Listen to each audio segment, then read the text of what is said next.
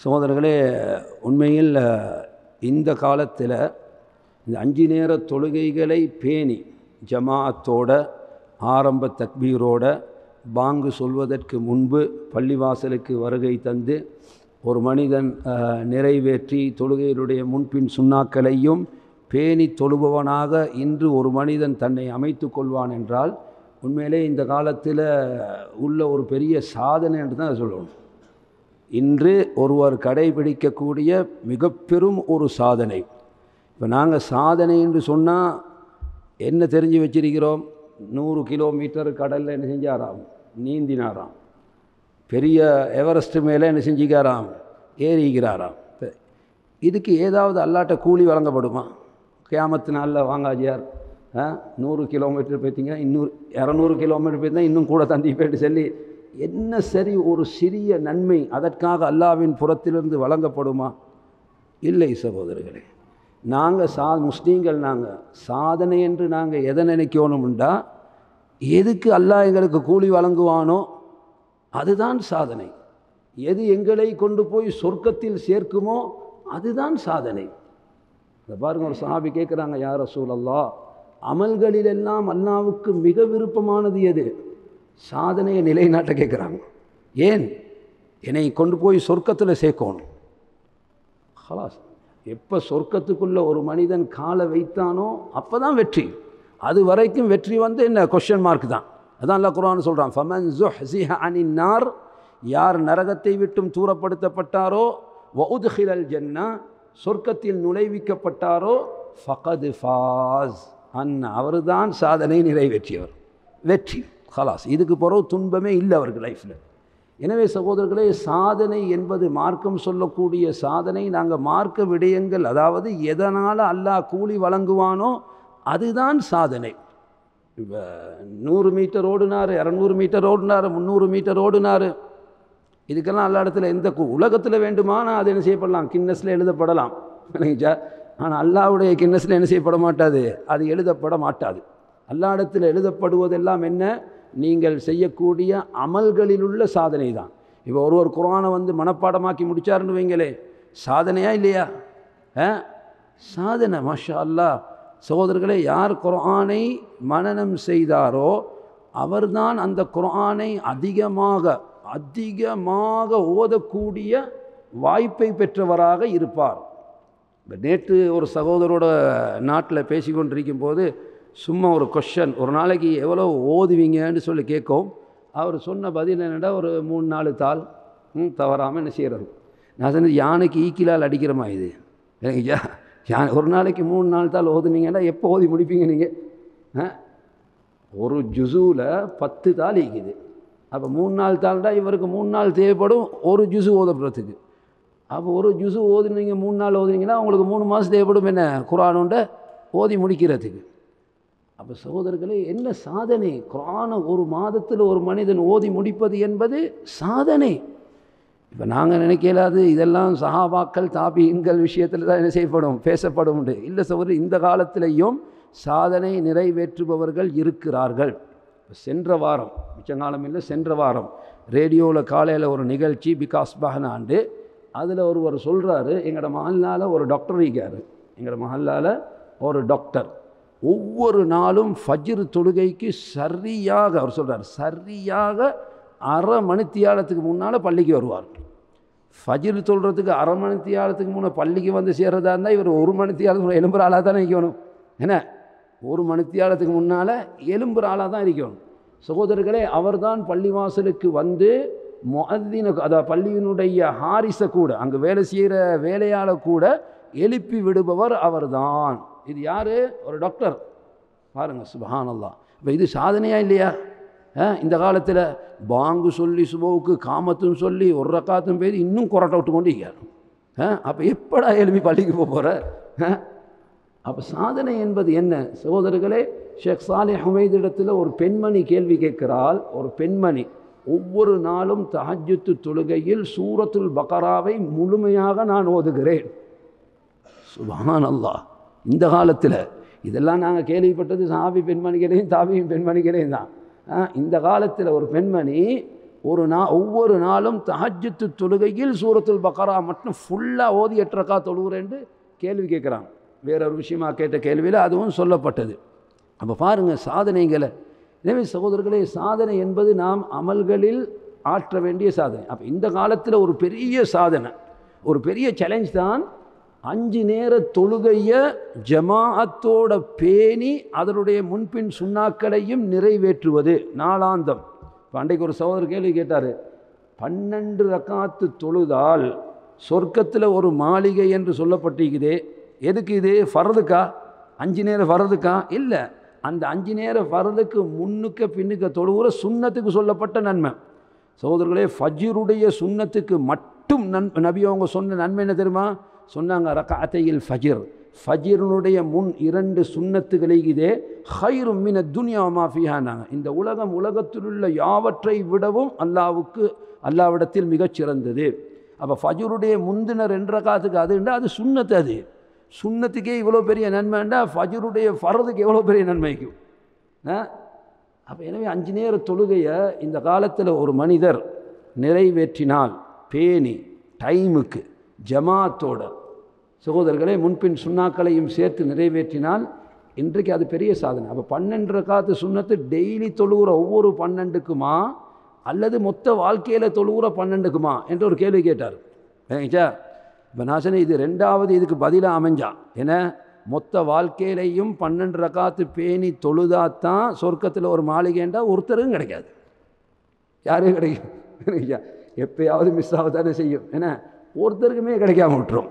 இல்லை, இது நாங்கள் ஒவ்வொரு நாளைக்கும் என்று தான் கருத வேண்டும். ஒவ்வொரு நாளுடைய 12 ரக்காத்துக்கும் ஒரு மாளிகை. ஜனவரி சம்பளத்தில் மாஷா அல்லாஹ் நாட்டில் ஒரு வீடு வாங்கிட்டார். பிப்ரவரி சம்பளத்திலையும் என்ன ஒரு வீடு வாங்கிட்டார். மார்ச் சம்பளத்திலையும் ஒரு வீடு வாங்கிட்டார். இப்போ இவருக்கு எப்படி இருக்கும் ஆனந்தம், சந்தோஷம். சகோதரர்கள், சொர்க்கத்தில் ஒரு மாளிகைன்றது சாதாரணம் அல்ல. அது சொர்க்க மாளிகைகள் பற்றி என்ன சொல்லப்பட்டிருக்கின்றதை பார்த்து இது அல்லாஹ்வுக்கு பெரிய வேலை இல்லை. இதை நீங்கள் ஆச்சரியப்பட தேவையில்லை. இதை தாரேன்னு சொன்னது அரசாங்கம் இல்லை, இதை தாரேன்னு சொன்னது அல்லாஹ். விளங்கிச்சா? அவனுக்கு அது பெரிய வேலையே இல்லை. விளங்கிச்சா? சொர்க்கத்தினுடைய ஒரு மரத்தை பற்றி நபி அவர்கள் சொன்னார்கள். அல்லாஹ் சொர்க்கத்தில் ஒரு மரத்தை வச்சிருக்கிறான். சொன்னாங்க, அதனுடைய நிழலில் ஒரு வேகமாக ஓதுகிற குதிரை வீரர் ஓடினால், சாதாரண குதிரை வீரர் இல்லை, விளங்கிச்சா? வேகமாக ஓதுற சொன்னாங்க, 100 ஆண்டுகள் சென்றாலும் அந்த நிழலை கடந்து விடமாட்டார். சகோதரர்களே, இதை யாராவது எங்கட கம்யூனிட்டியில் ஒரு லீடர் வந்து சொன்னார்னு வைங்க, இவருக்கு லூசுன்னு சொல்லிடலும். இவ்வளோ பெரிய மரம் எங்கே இருக்கும்? விளங்கிச்சா? சொன்னது அல்லாஹ்ட ரசூல். சொன்னது யார்? அல்லாஹ்ட ரசூல். அல்லாஹ் அவங்கள பற்றி என்ன சொல்கிறான்? வமா யன்திகு அனில் ஹவா, அவர் தன் இச்சைப்படி பேச மாட்டார். மேராஜுக்கு போன சம்பவத்தை அல்லாஹ் குர்ஆனில் சொல்லும்போது, லகத் ரஆ மின் ஆயாத்தி ரப்பிஹில் குப்ரா, அல்லாஹ்வினுடைய மிக பெரும் அத்தாட்சிகளை நேரடியாக கண்ணால் பார்த்துவிட்டு வந்தார்னு சொல்கிறாங்க. அப்போ நபி அவங்க சொர்க்கத்துக்குள்ளே பூந்து சொர்க்கத்துக்கு காட்சியெல்லாம் என்ன செஞ்சிட்டாங்க? லைவாகவே பார்த்துட்டு தான் வந்திருக்கிறாங்க. சொன்னாங்க, ஒரு மரம் உண்டு சொர்க்கத்தில், 100 ஆண்டுகள் ஓடினாலும் ஏன்னா வேகமாக ஓடுற ஒரு குதிரை வீரர் என்ன செஞ்ச மாட்டார்? நிழலை தாண்டி விட மாட்டார். அப்போ இது என்ன பெரிய மரமாக இருக்குது யோசிச்சு பாருங்கள், எவ்வளோ பெரிய மரமாக இருக்குது. இப்போ துனியாவில் ஒரு வேகமாக ஒரு குதிரை வீரர் ஓடினார்னு சொன்னால் எங்கே போய் முடிஞ்சிடுவார்? உலக போல விட்டு தாண்டி அங்கால போனாலும் போய் தருவார். ஏன்னா 100 ஆண்டு, 100 ஆண்டுகள். சகோதரர்களே, அது கற்பனைக்கு அப்பாற்பட்டது. அதனால தான் நபி அவங்க சொன்னாங்க, எந்த உள்ளத்தாலும் சிந்தித்திட முடியாது, எந்த காதும் கேட்டிராது, எந்த கண்ணினாலும் பார்த்திடாத மிக பெரும் பாக்கியங்களை அல்லாஹ் சொர்க்கத்தில் வச்சிருக்கிறான். எனவே தான் அல்லாஹ் வல்லாஹு யதுஉ இலா தாரிஸ்ஸலாம், தாருஸ்ஸலாம் என்ற சொர்க்கத்தின் பக்கம் உங்களை அல்லாஹ் அழைக்கின்றான். எனவே சகோதரர்களே, இந்த 12 ரகாத்து சுன்னத்தையும் 5 நேர தொழுகையையும் பேணுவதில் நாம் கவனம் உள்ளவர்களாக இருக்கணும். சகோதரர்களே, இன்றைக்கு என்ன ஆயிட்டுன்னு சொன்னால், தொழுகை செகண்டரி சப்ஜெக்டாக ஆகிட்டு 2வது தரத்தில் தான் வச்சிருக்கிறோம் நாங்கள். ஏன்? அதனால தான் வேலையெல்லாம் முடிச்சு போட்டு, ஏன்னா வேலையெல்லாம் முடிச்சு போட்டு அதுக்கு பிறகு தான் என்ன செய்கிறது? தொழுகைக்கு வாரது அல்லது தொழுகை பற்றி யோசிக்கிறது இல்லை. சகோதரே, அல்லாஹ் அக்பர் என்று பாங்கு சொல்லப்பட்டால், அல்லாஹு அக்பர், அல்லாஹ் பெரியவன், அப்போ செஞ்சு கொண்டிருக்கிற எல்லாமே என்ன தான்?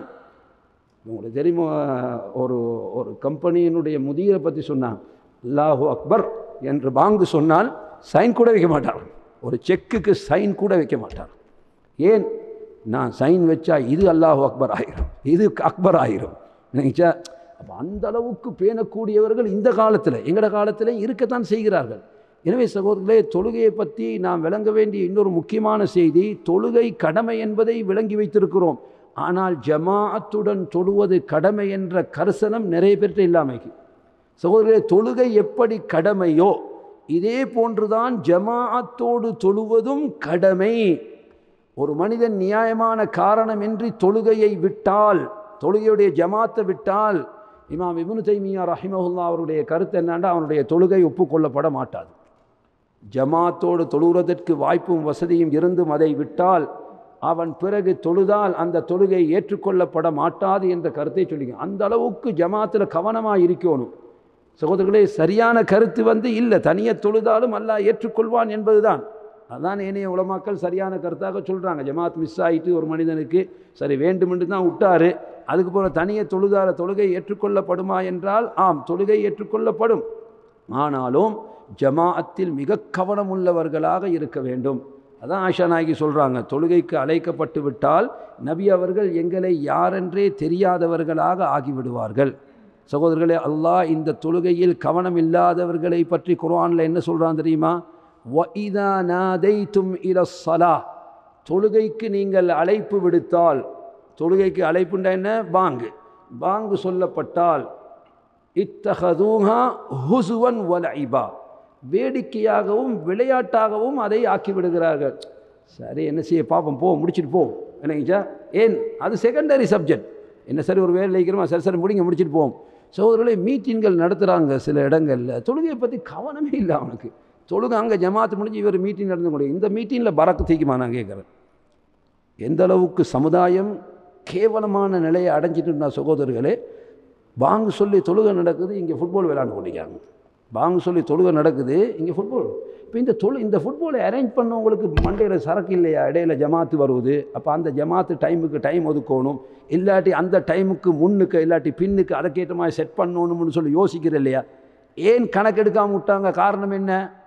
அது செகண்டரி சப்ஜெக்ட் இல்லைங்கய்யா. இப்போ விளையாடணும், அதுதான் முக்கியம். எனவே சகோதரர்களை அல்லாஹ் பாதுகாக்கணும். எங்களை எந்த ஒரு ஈவெண்ட்டை நாங்கள் நடத்தினாலும் அதில் தொழுகையை மைண்டில் வச்சுக்கொள்ளணும்.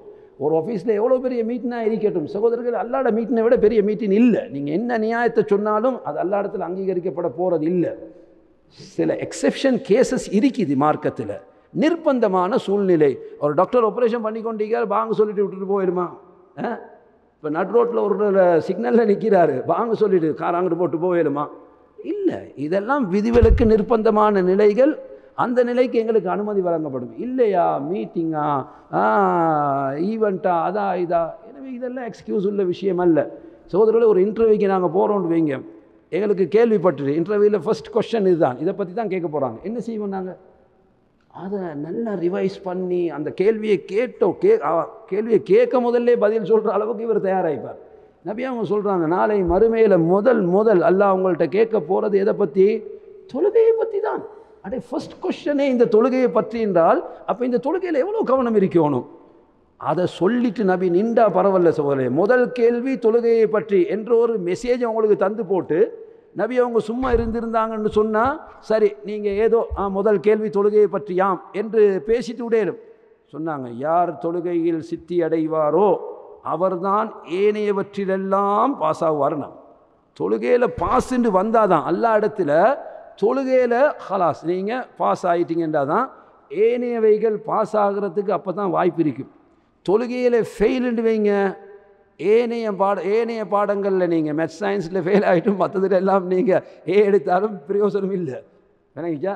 அப்போ எனவே சகோதரர்களே, எதுக்கு மிக முக்கிய மார்க்கம் வழங்கியதோ அதுக்கு கவனம் செலுத்தவும் நாங்கள். அப்போ நபி ஸல்லல்லாஹு அலைஹி வஸல்லம் அவர்கள் தொழுகைக்கு கொடுத்த கவனம் எந்த அளவுக்கு பாருங்கள். ஹைபருடைய யுத்தத்தில் அந்த வார் பிஸியில் அசர் தொழுகையுடைய நேரம் என்ன தாண்டி விட்டது. என்ன சொன்னாங்க சகோதரர்களே? சொன்னாங்க, மல அல்லாஹு புயூத்தஹும் நாரா, அவர்களுடைய வீட்டை அல்லாஹ் நெருப்பால் நிரப்புவானாக. ஷகலூனா அனிஸ் ஸலாத்தில் வுஸ்தா, இந்த நடுத்தொழுகை அசர் தொழுகையை விட்டும் எங்களை பிஸியாக்கி விட்டார்களே. வாரில் அதான் எங்களுக்கு தெரியும், சூரத்து நிசால் அல்லாஹு தஆலா வார் நேரத்திலையும் எப்படி தொழணும் என்று சொல்லி ஜமாத்தை பேன்ற சிஸ்டத்தை அல்லாவே சொல்லி கொடுத்திருக்கிறான். எங்கள் வாரில் நாங்கள் என்ன வாரா செஞ்சு கொண்டு இருக்கிறோம். எனவே தொழுகை நேரங்கள் சகோதரர்களே கவனிக்கத்தக்கது. இப்போ பிள்ளைகள் தொழக்கூடியவர்களாக இருக்கணுமா இருந்தால், அப்படி ஒரு ஆசை பேரண்ட்ஸ் எங்கள்கிட்ட இருந்தால் முதல்ல நாங்கள் பேணி தொழுகிறாக்களை ஆகிக்கணும். இல்லாட்டி போங்க பள்ளி போங்க டக்குன்னு போங்க இவர் கத்த போகல, அவன் வாயால் சொல்ல மாட்டான், மனசில் இவரையே போகிறாரு இல்லை எங்களையே போட்டு கொண்டு படுத்துறாரு பாடிடுவான். இல்லைச்சா? சகோதரர்களே, தந்தை முந்தி செல்பவர்களாக இருந்தால் தான் பிள்ளைகளுக்கும் அந்த ஆர்வம் என்ன செய்யும், வரும். அப்போ இவரே பொடுபோக்காக இருந்தால் எப்படி அவர்கள் முன்மாதிரி, அதான் இப்ராஹிம் அலைஹிஸ்ஸலாத்து வஸ்ஸலாம் அவர்களை பற்றி அல்லாஹ் சொல்லும்போது இப்ராஹிம் நபி கேட்ட விசேட துவா ஒன்றே அல்லாஹ் குர்ஆன்ல சொல்றான், ரப்பி ஜஅல்னி முகீமஸ் ஸலாத்தி வ மின் துர்ரிய்யதி, யா அல்லாஹ் தொழுகையை நிலை நிறுத்துபவனாக என்னை ஆக்கு, என் சந்ததியையும் ஆக்கு. தனக்கு மட்டும் கேட்கல, நானும் அப்படி இருக்கணும், என்னுடைய சந்ததியினரும், என் புள்ளட புள்ள எல்லாருக்கும் இப்ராஹிம் நபி என்ன செய்கிறாங்க, துவா செய்கிறாங்க. எனவே சகோதரர்களே, நாம் தொழுகையில் பேணுதல் உள்ளவர்களாக இருந்தால் எமது பிள்ளைகளும் அதை பின்பற்றுபவர்களாக இருப்பார்கள். நாங்களே கவனம் இல்லை என்று சொன்னால் அந்த குணம் தான் என்ன செய்ய போகுது, அல்லாஹ் பாதுகாக்கணும், அவர்களுக்கும் வரப்போகுது. எனவே சகோதரர்களே, தொழுகை என்ற இந்த வணக்கம் நாம் விசேட கவனம் செலுத்த வேண்டிய வணக்கம். ஒவ்வொருவரும் நாங்கள் எங்களையே பார்த்துக்கொள்ளணும், எப்படி என்னுடைய நிலவரம் இருக்குது, தொழுகையில் பேணுதல் உள்ளவனாக இருக்கிறேனா. சகோதரர்களே, பேணுதல் என்ற வார்த்தை இந்த தொழுகை விடயத்தில் குர்ஆனிலேயே சொல்லப்பட்டிருக்குது. இப்போ ஓதுன ஆயத்தில் அல்லாஹ் என்ன சொல்கிறான், ஹாஃபிது, பேணி தொழுங்கன்றான். ஹாஃபிது அலஸ் ஸலவாத், எல்லா தொழுகைகளையும் பேணுங்கள், வஸ்ஸலாத்தில் உஸ்தா, விசேடமாக நடுத்தொழுகை. நடுத்தொழுகை யாது என்பதை இந்த ஹதீஸ்லேருந்து நாங்கள் விளங்கணும். அசர் தொழுகை எங்களுக்கு தெரியும், சில டைம் தூக்கத்தில் வைப்பாங்க, டபுள் டியூட்டி செய்கிறாக்கள் நாங்களே, 2 ஷிஃப்ட் செய்கிறாக்கள், அசர் நேரம் தூக்க நேரம், 1 ஷிஃப்ட் செய்கிறாக்கள் டியூட்டி முடிகிற நேரம் டயட்டில் இருக்கிற நேரம், நினைச்சா, அல்லது என்ன கலெக்ஷனுக்கு போய்ப்பார் இந்த மாதிரி நேரம். அப்போ எனவே இந்த டைமில் ஒரு தொழுகை வருவது, அந்த தொழுகைக்கு நாம் கவனம் செலுத்த வேண்டும் என்று அல்லாஹ் சொல்கிறான். எனவே சகோதரர்களே, எந்த ஒரு ஃபங்க்ஷனை நடத்தினால், இப்போ எத்தனையோ இடங்களில் பாருங்கள், மாறி தொழுதுட்டு பொண்ணு உடுப்பாட்டுறாங்க, பொண்ணுக்கு இஷா தொழுகை எப்போன்னு சொன்னால் ஃபங்க்ஷன் எல்லாம் முடிஞ்சு ராவு 12 மணிக்கு வந்து வீட்டில் வந்துடும். என்ன காரணம்னு கேட்டால் சொல்கிறா, மேக்கப்பெல்லாம் அழிஞ்சு போயிடுமா கிடையாது. அப்போ நீங்கள் அதுக்கேற்ற மாதிரி செட் பண்ணுங்க, அதுக்கேற்ற மாதிரி என்ன செய்யுங்க, செட் பண்ணுங்க. அன்பிற்குரிய சகோதரர்களே, தொழுகைக்கு நாம் கவனம் செலுத்த வேண்டும், தொழுகைக்கு நாம் முக்கியத்துவம் கொடுக்க வேண்டும். இல்லாவிட்டால் யார் நல்ல ஞாபகத்தில் வச்சுக்கோங்க, யார் தொழுகையில் ஃபெயிலோ அவர் ஆகிரத்தில் ஃபெயில் தான். நாங்களே டிசைட் பண்ணிக்கொள்ளணும், தொழுகையில் நான் ஃபெயிலாக இருந்தால் நான் மறுமையில் வெற்றி அடைவேனா மாற்றேனா என்ற கொஷனை நீங்கள் அடுத்தவங்க போய் கேட்க தேவை, நீங்களே டிசைட் பண்ணிக்கோங்க. நபி அவங்க சொல்லிட்டாங்க, ஃபஸ்ட் கேள்வியே அதுதான், அதுக்கு பதில் சொல்லாட்டி எல்லாமே போச்சுட்டாங்க, அதுக்கு ஒழுங்கான பதில் வராட்டி என்ன எல்லாமே கேன்சல் ஆகிரும், எல்லாமே ஃபெயில் ஆகிரும். எனவே அல்லாஹ் எங்களை பாதுகாக்க வேண்டும். நாமும் தொழுகையில் கவனமுள்ளவர்களாக இருக்க வேண்டும், எமது பிள்ளைகளையும் கவனமுள்ளவர்களாக இருக்க வேண்டும். சகோதரர்களே, வீட்டில் மனைவி மக்கள் தொழுகிறார்களா என்ற கவனம் வாப்பா கணவன் போன்றவர்களிடத்தில் இருக்கணும். வைஃப் தொழுகிறாவா என்றதை என்ன செய்யணும், கவனத்தில் இருக்கணும். இல்லாட்டி சாப்பாட்டு பிஸியில் சமயத்தில் என்ன லோஹர் தொழுகை எப்படின்னு சொன்னால் அசருக்கு 5 நிமிஷம் வைக்க போகல, மாறி தொழுகை எப்போ தொழுகலாம், இஷா தொழுகை என்ன சமையல் பிஸி, சமையலாக பெருசு நினைச்சா. சகோதரர்களே, தொழுகையினுடைய ஆரம்ப நேரத்தில் தொழுவது அந்த தொழுகைக்கு நாம் செலுத்தக்கூடிய மரியாதை. நபி அவர்களிடத்தில் சிறந்த வணக்கம் எது என்று கேட்ட நேரத்தில் ஒரு ஹதீஸில் தொழுகை என்றும் இன்னொரு ஹதீஸில் தொழுகையை ஆரம்ப நேரத்தில் நிறைவேற்றுவது என்றும் சொன்னார்கள். எனவே பாங்கு சொல்லப்பட்ட சகோதரர்களே, எங்களோட அடுத்த வேலை தொழுகை தான், அதுக்கு பொறவுதான் மற்ற எல்லா வேலை. எனவே இந்த நிலைமை, இந்த கவனம் எங்கள்கிட்ட இல்லைன்னு சொன்னால் அப்போ எல்லாத்திலுமே எங்கள்கிட்ட வீக் இருக்கின்ற அர்த்தம். எனவே நாங்கள் மற்ற துறைகளில் சகோதரர்களே, மற்ற துறைகளில் நாங்கள் பெரிய அந்தஸ்தில் இருக்கிறதுல அர்த்தம் இல்லை. அல்லாஹ் கடமையாக்குன கடமையில் நாங்கள் பெரிய அந்தஸ்தில் இல்லாட்டி, அல்லாஹ்வோட ரசூல் பாருங்கள், அல்லாஹ்வோட ரசூல் எவ்வளோ பெரிய அந்தஸ்துக்குரியவர். அவங்க எதில் கூடிய கவனம் உள்ளவர்களாக இருந்தார்கள், தொழுகையில்தான். சகோதரர்களே, தொழுகையை உரிய முறையில் நாம் நிறைவேற்ற வேண்டுமானால், ஞாபகத்தில் வச்சுக்கோங்க, தொழுகையை ஒழுங்காக நிறைவேற்ற வேண்டுமானால் தொழுகையினுடைய சட்ட திட்டங்களை அறிந்தவர்களாக இருக்கணும். தொழுகையில் ஓத வேண்டிய துஆக்களை தெரிந்தவர்களாக இருக்க வேண்டும். தொழுகையில் என்னென்ன சுன்னாக்கள் எல்லாம் நபி அவர்கள் செய்யுமாறு பேணியும் இருக்கிறார்களோ அதையெல்லாம் தெரிந்தவர்களாக நாம் இருக்கோம். அப்போ தான் சகோதரர்களே அந்த தொழுகையை நல்ல உரிய முறையில், இப்போ பாருங்கள், பள்ளிவாசலுக்கு நடந்து வந்தால் ஒவ்வொரு பாதரட்சைக்கும் நீங்கள் வைக்கிற ஒவ்வொரு பாதடிக்கும் அல்லாஹ் ஒரு அந்தஸ்தை உயர்த்துகிறான், ஒரு நன்மையை எழுதுகிறான், ஒரு பாவத்தை மன்னிக்கின்றான். பனு சலமா கூட்டத்தினர் ஏன்னா நபியிடத்தில் வந்து ஊடு தூரமாக இருக்குது, பள்ளிக்கு பக்கத்தில் நாங்கள் ஊடெடுத்து வருகிறோம் என்று அனுமதி கேட்டார்கள். நபி அவங்க என்ன சொன்னாங்க, இல்லை பனு சலமா கூட்டத்தினரே நீங்கள் இருக்கிற இடத்திலே இருந்துக்கோங்க, அங்கிருந்து நீங்கள் பள்ளிக்கு வரக்கூடிய ஒவ்வொரு பாதடிக்கும் உங்களுக்கு நன்மை எழுதப்படும் என்று சொன்னார்கள். அப்போ பள்ளிக்கு கடந்து வாரத்துக்கும் உங்களுக்கு கேஷ் இருக்குது நினைச்சா, அதிலும் பேங்க்கில் என்ன செய்யுது, டிபாசிட் ஆகுது. நடந்து வாரீங்கன்னு சொன்னால் எல்லாம் என்ன செஞ்சு கொண்டிருக்கிறான், டிபாசிட் பண்ணி கொண்டு. சகோதரர், தொழுகைக்கு ஒரு மனிதன் நேர காலத்தோடு வந்து விட்டால் தொழுகையை எதிர்பார்த்து கொண்டிருக்கிறாரா? பள்ளியில் வந்து சுன்னத் தொழுத தொழுகையை எதிர்பார்த்து கொண்டிருக்கிறார், இன்னும் காம சொல்லப்படலை. நபி அவங்க சொன்னாங்க, தொழுதால் என்ன நன்மையோ அந்த நன்மையை அந்த மனிதனுக்கு அல்லாஹ் வழங்கி கொண்டிருப்பான். அவர் வெயிட்டிங் ஃபார் சலா, தொழுகைக்கு வெயிட் பண்ணி கொண்டிருக்கிறார். தொழுகைக்கு அல்லாஹு அக்பர் என்று இமாமோட நாங்கள் ஆரம்ப தக்பீர் கெட்டிட்டோண்டு வைங்க, இமாம் அல்ஹம்து சூரா ஓதுவார், இமாம் கைரில் மக்தூபி அலைஹிம் வலத்தாலீன் என்றால் நீங்களும் அவரோடு சேர்ந்து ஆமீன் என்று சொல்லுங்கள். சொன்னாங்க, யாருடைய ஆமீன் மலக்குமார்களுடைய ஆமீனோடு ஒன்று சேர்ந்து விடுமோ அவருடைய முன் சென்ற பாவங்கள் எல்லாம் மன்னிக்கப்பட்டு போகும். சுப்ஹானல்லாஹ், எவ்வளோ பெரிய பாக்கியம். தொழுது முடிஞ்ச பிறகு தொழுது இடத்துல இருக்கிறாரா, இருக்கும் வரைக்கும் சொன்னாங்க, தொழுக இடத்துல ஒது முறியாமல் இருக்கும் வரைக்கும் மலக்குமார் வந்து என்ன செய்வாங்க, அல்லாஹும் மக்ஃபிர் லஹு வர்ஹம்ஹு, யா அல்லாஹ் இவருடைய பாவத்தை மன்னிச்சிரு, யா அல்லாஹ் இவருக்கு அருள் செய் என்று துஆ செய்து கொண்டிருப்பார்கள். எவ்வளோ பாக்கியங்கள். சுப்ஹானல்லாஹ். சகோதரர்களே, தொழுகையுடைய நன்மைகளை நீங்கள் இருந்து யோசிங்கண்டா, அல்லாஹ் இவ்வளவு நன்மையை தொழுகையில் வைத்திருக்கிறானா? தொழுது முடிஞ்சோடனே ஒரு அரவர் இருந்துட்டு போகண்டு பொஸ் சொன்னார்னு என்ன நடக்கும்? பஸ் சொல்லிட்டார், தொழுந்து முடிஞ்சு 10 மினிட்ஸ் இருந்துட்டு தான் வரணுண்டு. சும்மாவாவது இருந்துட்டு போவானா இல்லையா? ஏன் பஸ் சொல்லிட்டார். அட, தொழுத பிறகு ஒரு மலக்கு எங்களுக்காக துஆ செய்கிறார்கள் என்று அல்லாஹ்வுடைய ரசூல் சொல்கிறார்கள்டா. இந்த துஆல வந்து ஒரு 4-5 வார்த்தையை பெறத்துக்காவது கொஞ்சம் இருந்துட்டு போகக்கூடாதா? சலாம் கொடுத்த உடனே இந்த பாருங்களேன், ஜும்மா முடிச்சோன்னே என்ன நடக்குதுண்டு, சலாம் கொடுத்த உடனே எங்கே ஓடுறாங்கன்னு தெரியாது, அப்படி வேகமாக. சிலவர்களே, போகிற எல்லாத்தையும் தவறாக நினைத்து விடக்கூடாது.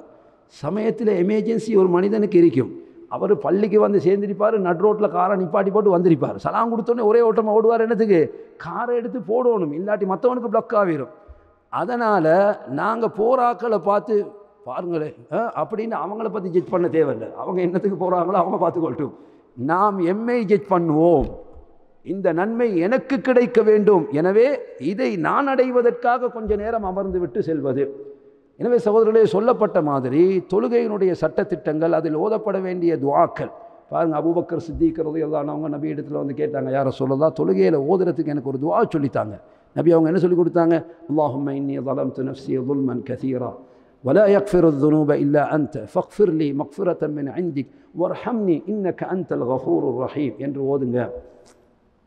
அதே போல் உங்களில் ஒருவர் அத்தஹியாத்து ஓதி முடித்து விட்டால் என்ன செய்யட்டும்? 4 விஷயங்களிலிருந்து அவர் பாதுகாப்பு தேடட்டும். அல்லாஹும்ம இன்னி அஊது பிக்க மின் அதாபில் கபர் வ மின் அதாபின் நார் வ மின் ஃபித்னத்தில் மஹ்யா வல் மமாத் வ மின் ஃபித்னத்தில் மஸீஹித் தஜ்ஜால். ஆயிஷா நாயகி சொல்கிறாங்க, நபி அவர்கள் ஓத கேட்டேன் நான் தொழுகையினுடைய கடைசியில் அல்லாஹும்ம இன்னி அஊது பிக்க மினல் மஅஸமி வல் மக்ரமி என்று நபி அவர்கள் துஆ கேட்பவர்களாக இருந்தார்கள். முஆத் ரலியல்லாஹு அன்ஹு சொன்னாங்க, யா முஆத் இன்னி உஹிப்புக், நான் உன்னை நேசிக்கின்றேன். ஒவ்வொரு தொழுகையினுடைய கடைசிலும் அல்லாஹும்ம அஇன்னி அலா திக்ரிக வ ஷுக்ரிக வ ஹுஸ்னி இபாதத்திக என்று ஓதுவதை விட்டு விடாதே என்றான். அப்போ எத்தனை துஆக்கள் சொல்லி கொடுத்திருக்கிறார்கள் சகோதரர்களே. அல்லாஹு அக்பர்னு தக்பீர் கெட்டினா நபி அவங்களுக்கு ஓதிய துஆக்கள் என்னென்ன துஆவில் நான் ஓதிருக்கிறாங்க. நம்ம டாக்கள்கிட்ட கேட்டால் என்ன பதில் தரமா? வஜ்ஜஹ்து வஜ்ஹிய லில்லதி ஃபதரஸ் ஸமாவாத். இது மட்டும்தான் இருக்குதா? சாப்பாட்டில் மட்டும் எத்தனை வெரைட்டி சீக்கின்னு பார்ப்போம் நாங்கள், அப்படியா இல்லையா? இன்றைக்கு ஹோட்டலுக்கு போனால் என்ன பிரியாணி, பீஃபா, மட்டனா, சிக்கனா? அல்லாஹு அக்பர்னு தக்பீர் கெட்டினா நபி அவங்க கொடுத்த சிக்கன் என்ன, மட்டன் என்ன, பீஃப் என்ன? சகோதரர்களே, ஆயிஷா நாயகி சொல்கிறாங்க, நபி அவர்கள் இரவு தொழுகைக்காக தக்பீர் கட்டினால் அல்லாஹும்ம ரப்ப ஜிப்ரீல வ மீகாஈல வ இஸ்ராஃபீல் ஃபாத்திர ஸமாவாதி வல் அர்த் ஓதுவாங்களாம். இப்படி ஒரு துஆ இருக்கின்றது. தொழுகைக்கு தக்பீர் கட்டினால் ஒரு சஹாபி வந்து தொழுகையில் இருக்கிறாங்க நபி, ஒரு சஹாபி வந்து பின்னுக்கு தக்பீர் கட்டினவர் அல்ஹம்துலில்லாஹி கபீரா வ சுப்ஹானல்லாஹி அல்ஹம்துலில்லாஹி கசீரா வ சுப்ஹானல்லாஹி கபீரா வ சுப்ஹானல்லாஹி புக்ரத்தன் வ அசீலா ஒரு துஆ ஓதுறார். இது நபி அவங்களோட காதில் கேட்குது. தொழுது முடிஞ்சு கேட்டாங்க, யார் அந்த துஆ ஓதுறதுன்னு கேட்டாங்க. அந்த சஹாபி, நான் தான் யார சொல்லலாம். சொன்னாங்க, அதை சுமப்பதற்கு எத்தனையோ மலக்குமார்கள், 70 சொச்சம் மலக்குமார்கள் அதை பதிவதற்கு தயாராக இருந்தார். இன்னொரு ஹதீஸ் வருது, துஆ என்ன, நபி ஸல்லல்லாஹு அலைஹி வஸல்லம் அவர்கள் சொல்கிறார்கள், வானத்தின் 8 கதவுகளும் அந்த துஆவுக்காக திறக்கப்பட்டதுன்னு சொல்கிறாங்க. இப்படி தொழுகையில் ஓதுறதுக்குண்டே சகோதரர்களே எத்தனையோ துஆக்கள். அபூ ஹுரைரா ரலியல்லாஹு அன்ஹு அவங்க பாருங்க, கேட்குறாங்க, யா ரசூலல்லாஹ், அல்லாஹு அக்பர் என்று தக்பீர் கட்டின பிறகு கொஞ்ச நேரம் நீங்கள் அமைதியாக இருக்கிறீர்களே, என்ன ஓதுகிறீர்கள்? என்னமோ ஓதுற மாதிரி கேட்குது, ஆனால் என்ன ஓதுறாங்கன்னு கேட்கல. விட்டாங்களா? விடல. என்ன சொன்னாங்க, யா ரசூலல்லாஹ், அல்லாஹு அக்பர் என்று தக்பீர் கட்டிய பிறகு நீங்கள் ஏதோ ஓதுவது போன்றிருக்கின்றதே, என்ன ஓதுகிறீர்கள்? சொன்னாங்க அபூ ஹுரைரா, அல்லாஹும்ம பாஇத் பைனி வ பைன ஹதாயாய கமா பாஅத்த பைனல் மஷ்ரிக் வல் மக்ரிப் அல்லாஹும்ம நக்கினி மின் ஹதாயாய கமா யுனக்க ஸௌபுல் அபியது மினத் தனஸ் என்று நான் ஓதுகிறேன். ஆயிஷா நாயகி சொல்கிறாங்க, ருக்கூவிலும் சுஜூதிலும் சுப்பூஹுன் குத்தூசுன் ரப்புல் மலாயிகதி வர்ரூஹ் என்று நபி அவர்கள் ஓதுபவர்களாக இருந்தார்கள். இந்த சுப்பூஹுன் குத்தூசும் ரமதானே வரணும் எங்களுக்கு. அந்த காலத்தில் தான் சுப்பூஹுன் குத்தூசும் ரப்புல், இது ஒவ்வொரு நாள் தொழுகையில் நபி அவங்க ஓதிக்கிறாங்க. சகோதரர்களே, ஆக ருக்கூல சுபஹான ரப்பியல் அதீம் என்பது மாத்திரமல்ல, எத்தனையோ துவாக்களை நபி அவர் ஓதிக்கிறாங்க. சுஜூதில் சுபஹான ரப்பியல் அலா மட்டுமல்ல, எத்தனையோ துவாக்களை ஓதிருக்கின்றார்கள். இப்படி சகோதரர்களே நிறைய துவாக்கள் தொழுகைக்குள்ளேயே ஓதுவதற்கு நபி அவர்கள் செய்கிறாங்க கற்றுது. இதெல்லாம் எப்போ எங்களுக்கு தெரிய வரும்ண்டா, தொழுகையை நாங்கள் படித்தாதான். சகோதரர்களே, தொழுகை என்ற அந்த சப்ஜெக்டை தனியாக படிக்கணும்.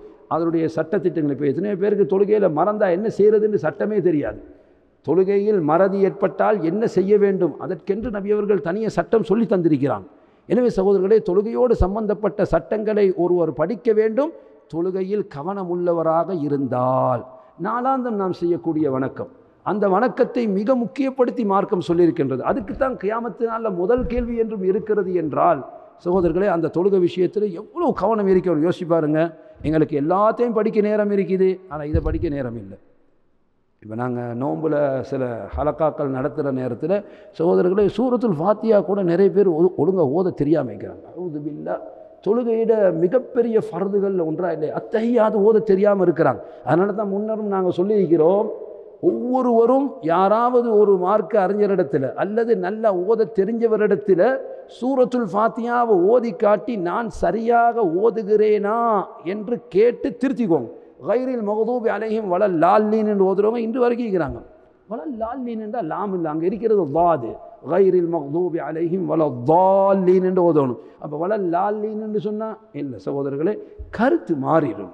இல்லைங்கச்சா, நாங்கள் என்னமோ நினச்சி கொண்டு ஓதுறோம், அது என்ன ஒரு கருத்து. ரேடியோவில் அன்றைக்கு ஒரு ப்ரோக்ராம் நடத்துகிற நேரத்தில் சூரத்துல் ஃபாத்திஹா ப்ராக்டிஸ் ஒரு ஓதுறாரு, சிராத்தல்லதீன அன்அம்து அலைஹிம், சிராத்தல்லதீன அன்அம்து அலைஹிம். அப்போ உஸ்தாது திருத்தி கொடுக்குறாரு, அன்அம்து இல்லைப்பா அன்அம்த அலைஹிம். திரும்ப திரும்ப சகோதரர்களே, அவரோட வாய்க்கு அன்அம்துன்னு தான் வருவது. ஏன் அப்படி வருவது? நாக்கு அந்த அளவுக்கு என்ன செஞ்சுட்டு இறுகிட்டு, அதுதான் ப்ராக்டிஸில் இருக்குது.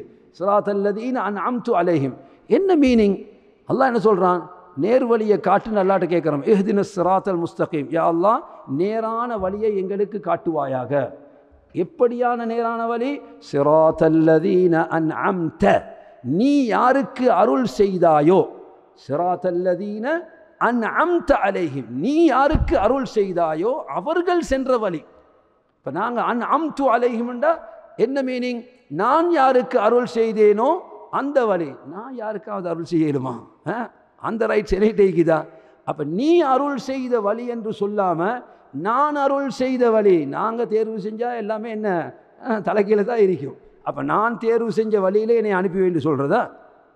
நான் தேர்வு செஞ்ச வழியில் என்னை அனுப்பி வை. அஊது பில்லா. இப்போ சிலர்கள் சகோதரர்கள் இன்றைக்கி பாருங்கள், சில அமைப்புகளில் இருக்கிறாங்க, துவா கேட்குற நேரம், யா அல்லாஹ் இந்த வேலையில் எங்களை ஸ்திரப்படுத்துறியா அல்லாஹ், இந்த ஹக்கான சத்தியவே. இது ஹக்கா சத்தியமான்றது அல்லாஹ்க்கு தான் தெரியும். நீங்கள் அப்படி கேட்காம, யா அல்லாஹ் எது சத்தியமோ அந்த சத்தியத்தில் என்னை ஸ்திரப்படுத்துன்னு கேளுங்க. அப்போ ஒரு கால் நான் இருக்கிறது பிழையாக இருந்தாலும் அல்லாஹ் என்ன செஞ்சிருவான்? சத்தியத்தின் பக்கம் கொண்டு போய் சேர்த்துருவான்.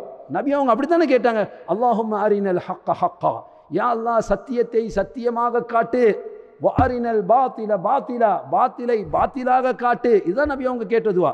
எனவே நான் ஒன்றை டிசைட் பண்ணிவிட்டு நான் இருக்கிற வழி இதுதான் 100% சத்தியம் என்று சொல்லி இதில் ஸ்திரப்படுத்துன்னு சொல்லி சகோதரர்களே இல்லை. அல்லாட்ட நாங்கள் கேட்குமோ, யா அல்லாஹ் எது ஓண்ட சத்திய வழியோ அந்த வழியில் என்னையை கொண்டு போய் சேரு, எது நீ பொருந்திய வழியோ அந்த வழியில் என்னையை கொண்டு போய் சேரு. அப்போ ஒரு கால் நான் இருக்கிறது தவறாக இருந்தால், ஏன்னா மனிதன் என்ற அடிப்படையில் பிழையை நாங்கள் செலக்ட் பண்ணியிருப்போம். அப்போ பிழையான வழியில் நான் இருந்தால் என்னுடைய துஆவை வைத்து அல்லாஹ் என்ன செய்வார், நேரான சத்திய வழியில் என்னையை கொண்டு போய் சேர்ப்பார். எனவே சகோதரர்களே, தொழுகையில் கவனமுள்ளவர்களாக நாம் இருக்க வேண்டுமானால் அந்த தொழுகையுடைய சட்ட திட்டங்களை நாம் கண்டிப்பாக படிக்க வேண்டும். அல்லாஹ்வுடைய கிருபை சகோதரர்களே, நிறைய புக்ஸ் இருக்குது மாஷா அல்லாஹ், தமிழில், இங்கிலீஷில், சிங்களத்தில் தொழுகை சம்பந்தமாக எழுதப்பட்ட எத்தனையோ புத்தகம். அட்லீஸ்ட் ஒரு புத்தகத்தை எடுத்து வாசித்தாலும் கூட சில விளக்கங்களை நாங்கள் தெரியலாம். ஏதாவது விளக்கம் தெரியலையா, மாஷா அல்லாஹ், காலுக்கும் கைக்கு இன்றைக்கு உலமாக்கள் நிறைய இருக்கிறாங்க, அவங்கள்ட்ட கோல் மூலமாகவோ இல்லை சந்திக்கிற நேரமோ கேட்டு தெரிந்து கொள்ள. எனவே சகோதரர்களே, தொழுகையை நாம் படிக்க வேண்டும். விசேடமாக பெற்றோர் கவனம் செலுத்துங்க. உங்களோட பிள்ளைகளுக்கு இல்லைங்களா, இந்த தொழுகையோடு சம்பந்தப்பட்ட அனைத்து துஆக்களையும் இப்போதே நாம் கற்றுக் கொடுக்க வேண்டும். சகோதரி, சிறு வயசில் பாடமாக்கிட்டாங்கன்னு வைங்க, மாஷா அல்லாஹ், மௌத்து வரைக்கும் அது பயனுள்ளதாக இருக்கும். ஏன் சொல்லுவாங்க, சிறுமையில் கற்கும் கல்வி என்ன, அது கல்லில் பதிச்ச மாதிரின்னுவாங்க. அப்போ எனவே கியாமத்து நாள் வரைக்கும், அதாவது மௌத்து வரைக்குமே நாங்கள் உறுதியாக இதை பேணி வரக்கூடியவர்களாக இருப்பதற்கு நல்ல ஒரு சிறந்த சிறு பிராயத்தில் நாங்கள் மனனம் செய்து கொள்வது.